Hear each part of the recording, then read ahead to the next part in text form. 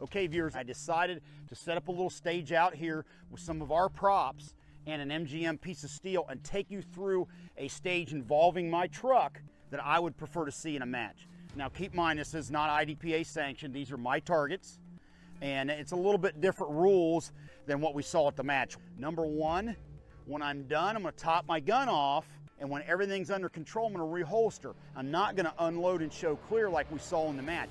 That can be a very bad habit in the real world. Another thing is, notice the paper targets have the letter A, B, and C on the heads. That's gonna become key because there's little cards on the steering wheel that you flip up, and that tells you which target to engage first. This is after the timer goes off in the beep. That means that particular target is engaging you, have to engage them first. The first time we run it through, I'm gonna bail out of the vehicle, go to the rear to take cover, and I'm gonna engage the other targets as they expose themselves to me. Next time, we're gonna do it, but I'm gonna stay in the truck through the whole thing. Flip up the card, engage that target, and then engage the rest of the targets in the order that I see them as they expose themselves to me as a threat. Remember, the first time I bail out of the vehicle, second time I stay in the vehicle. The theory behind that is there may be a time and a place where you have to bail out of the vehicle and seek cover, or you may have to deal with the problem inside the vehicle. Wish me luck.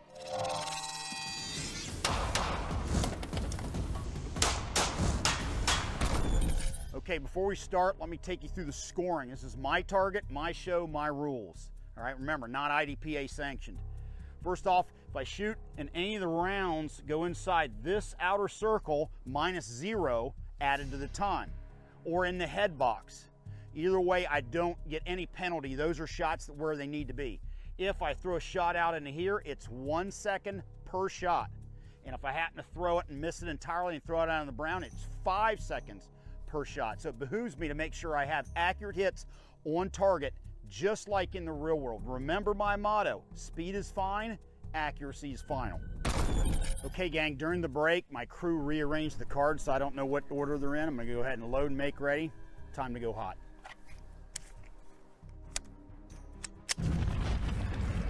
Stand by.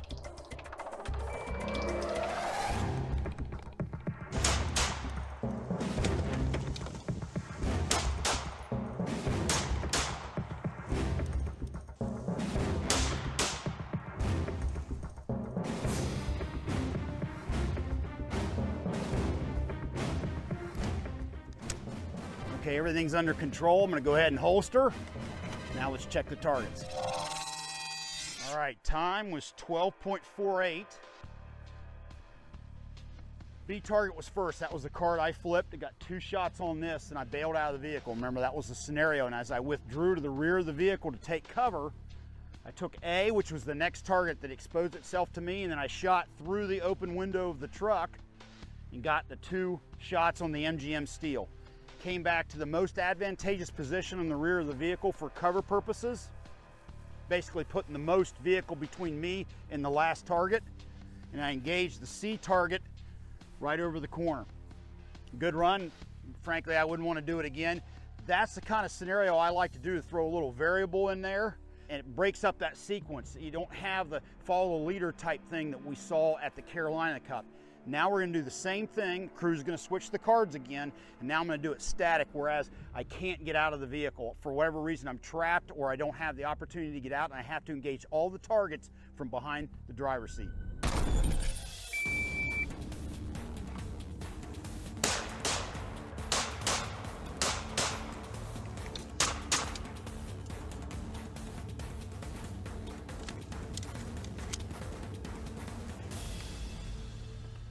Okay, time to score it up. Okay, gang, 7.61 is the time. Now, when I flipped the card, the first target I had to engage that was shooting at me was the steel. So I had to shoot it through this gap, and I went ahead and proceeded and engaged target B, target A, and then went back over to target C. I can already tell from here I cleaned it. So that's my time added to the time from the first run, and that would be my combined score. If you're gonna run this in a match, then the next shooter would come up, you run them through, and you keep the scores combined and add it on down the line.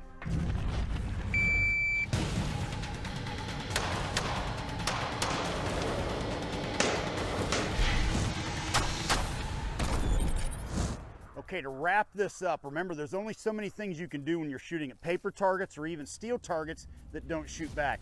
But let's try to keep it in a real world context. One of the reasons why I make sure I do a good scan and assess around this area and behind me and top the gun off is to make sure I don't build a training scar of immediately unloading my gun and showing clear for a range officer.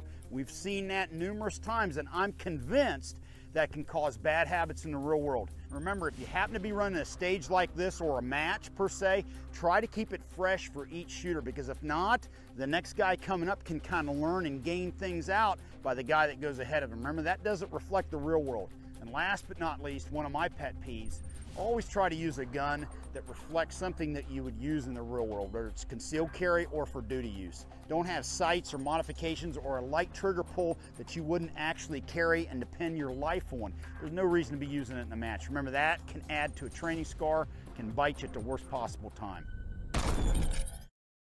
Hey, thanks for watching the Vickers Tactical YouTube channel. To subscribe, click here. And to watch some of my favorite videos, click here. Have a good one. LAV out.